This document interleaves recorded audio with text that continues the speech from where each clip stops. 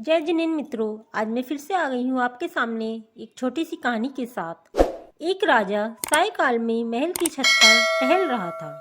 अचानक उसकी दृष्टि महल के नीचे बाजार में घूमते हुए एक संत पर पड़ी। संत तो संत होते हैं, चाहे बाजार में हो या मंदिर में, अपनी ही धुन में खोए चले जाते हैं। राजा ने महसूस किया वह संत बाजार में इस प्रकार आनंद से भरे चल रहे हैं जैसे वहाँ उनके अतिरिक्त और कोई है ही नहीं।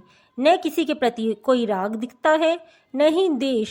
संत की यह मस्ती राजा को इतनी भा गई कि राजा उनसे तत्काल मिलने को व्याकुल हो गए। उन्होंने सेवकों से कहा, इन्हें तत्काल लेकर आओ। सेवकों को कुछ न सूझा तो उन्होंने महल के ऊपर से ही रस्सा लटका दिया और उन संत को उसमें फंसाकर ऊपर खींच लिया। चंद मिनटों में ही संत राजा के सामने थे। राजा ने सेवकों द्वारा इस प्रकार लाए जाने के लिए संत से क्षमा मांगी। संत ने सहज भाव से क्षमा कर दिया और पूछा, ऐसी क्या शीघ्रता आ पड़ी महाराज, जो रस्सी में ही खिंचवा लिया।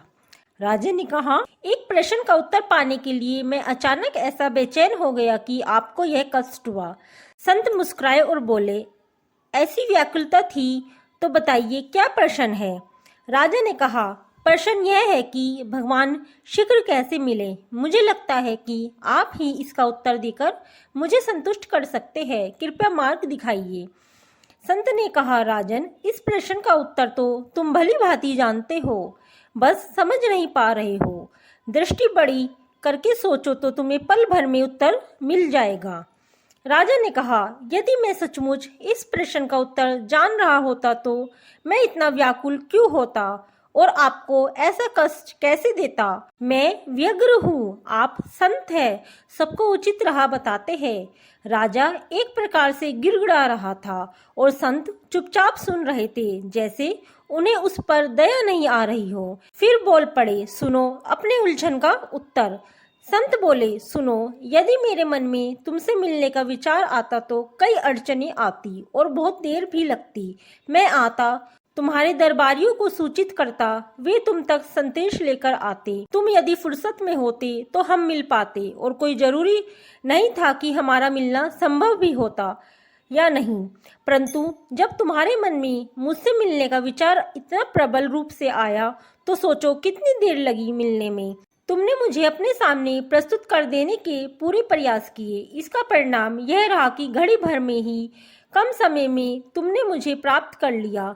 हे राजन, इसी प्रकार यदि भगवान को पाने की व्याकुलता हो तो भगवान तत्काल तुम्हारे सामने आ जाएंगे। राजा ने पूछा, परंतु भगवान के मन में हमसे मिलने का विचार आए तो कैसे आए और क्यों आए। संत बोले, तुम्हारे मन में मुझसे मिलने का विचार कैसे आया।